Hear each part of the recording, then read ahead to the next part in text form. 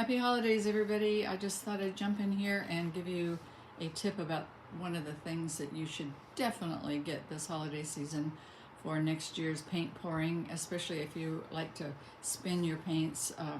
I resist doing that all that often because it's so messy, and I found a wreath holder. This is there we go, the top and the bottom.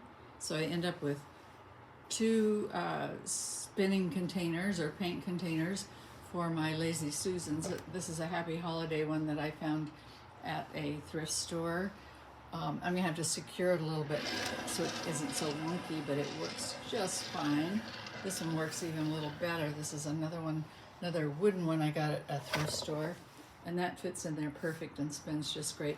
I couldn't be happier. I'm excited about all the painting I'm going to do with these in 2024.